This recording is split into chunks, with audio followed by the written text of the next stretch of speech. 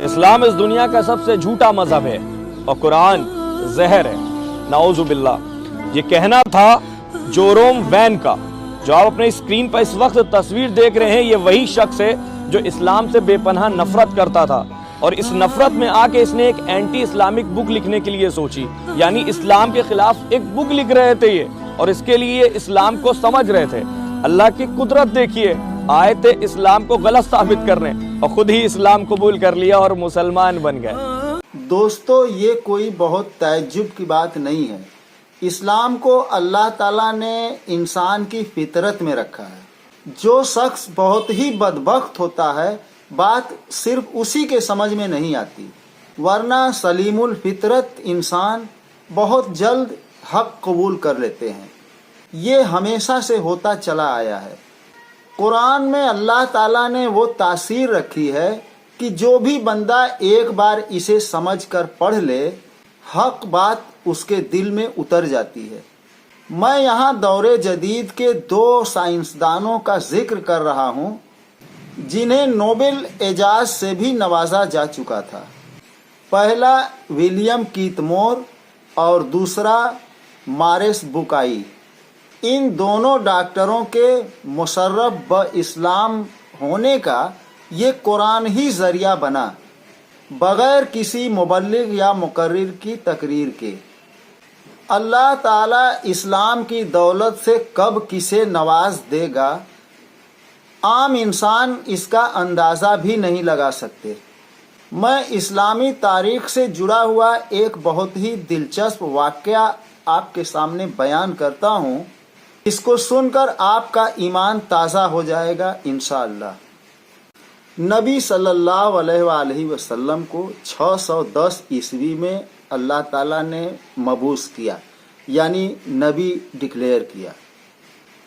3 سال تک خفیہ طور سے اللہ کے نبی اپنا تبلیغ کا کام کرتے رہے، اللہ کی دعوت پہنچاتے رہے۔ پھر اس کے بعد 3 سال کی مدت کے اندر تقریباً 30 لوگ اسلام قبول کیے۔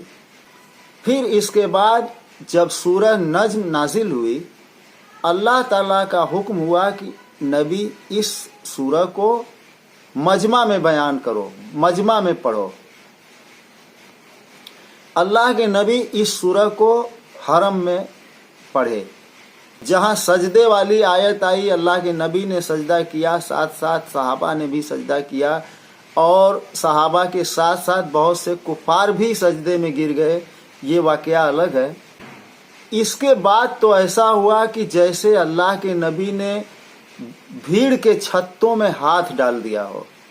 سارے کفار بوکھلا گئے اور اللہ کے نبی کو طرح طرح کی لالچ دینے لگے۔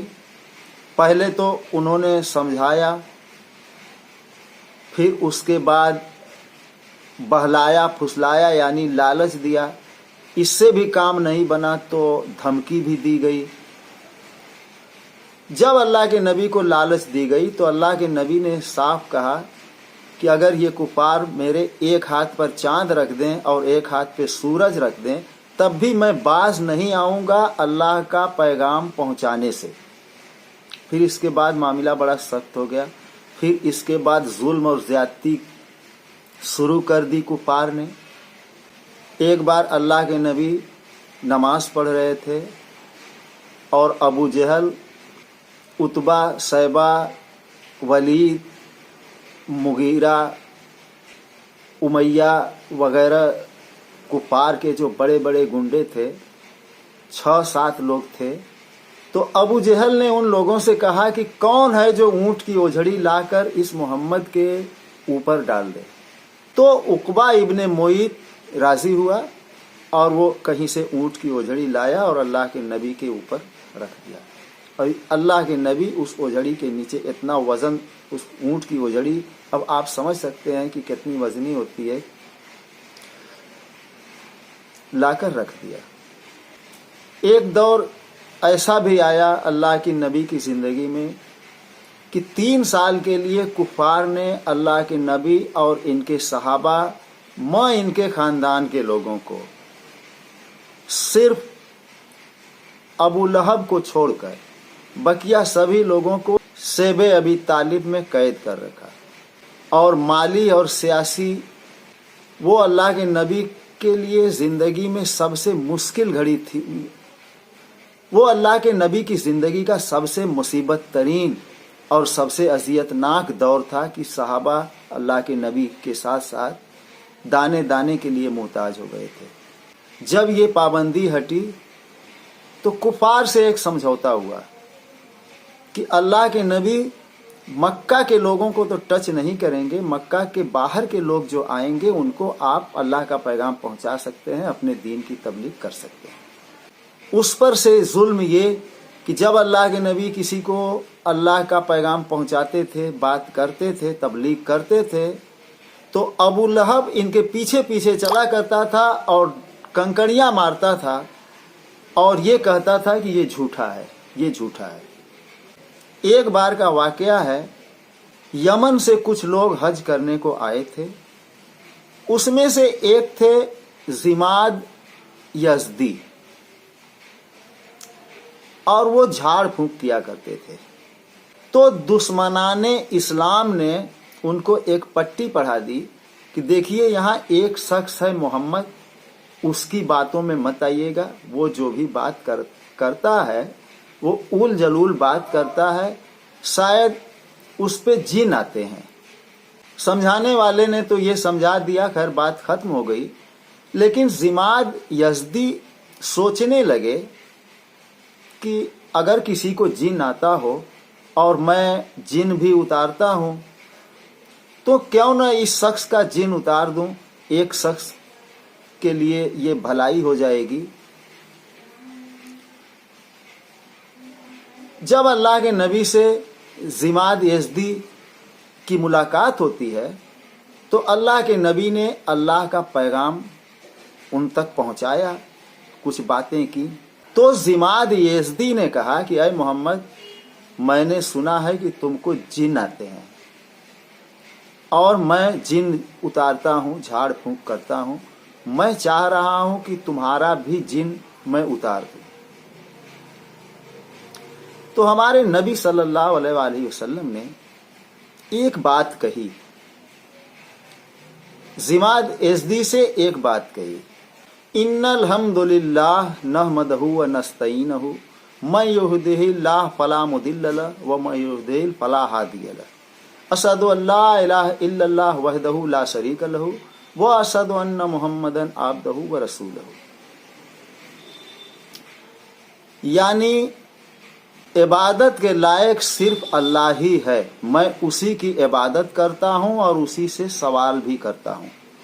अल्लाह जिसको हिदायत देना चाहे उसको कोई गुमराह नहीं कर सकता, और अल्लाह जिसे गुमराह करना चाहे उसे कोई हिदायत नहीं दे सकता। मैं गवाही देता हूँ कि अल्लाह ही इबादत के लायक है और उसका कोई शरीक नहीं है, और मोहम्मद अल्लाह के बंदे और उसके रसूल हैं। इतनी बात सुनना था कि जिमाद यज़दी सोच में पड़ गए और उन्होंने कहा कि मोहम्मद एक बार ये कलाम फिर दोहरा दीजिए। तो अल्लाह के नबी ने फिर यही कलाम दोहराया, इन्नल हम्दुलिल्लाह नहमदहु व नस्तईनहु मैं युहदिहिल्लाह फला मुदिल्ल लहु व मैं युहदिहिल फला हादिय लहु अशहदु अल्ला इलाहा इल्लल्लाह वहदहु ला शरीक लहु व अशहदु अन्ना मुहम्मदन अब्दुहु व रसूलहु। फिर एक बार जिमाद यज़दी ने कहा कि अय मोहम्मद एक बार और इसको दोहरा दीजिए। फिर अल्लाह के नबी ने ये कलमात दोहराए। फिर उसके बाद जिमाद यज़दी जब तीसरी बार अल्लाह के नबी ये कलमात दोहराए तो जिमाद यज़दी ने कहा कि आप बेशक अल्लाह के नबी हैं, क्योंकि आसेब ज़दा आदमी तो इस तरह की बात कर ही नहीं सकता। ये आप जिस तरह का कलाम हमको सुना रहे हैं, बेशक आप नबी ही होंगे, इसमें कोई शक नहीं। और जिमाद यज़दी रज़ी अल्लाह अन्हु ने तुरंत कलमा पढ़ा और मुशर्रफ ब इस्लाम हुए।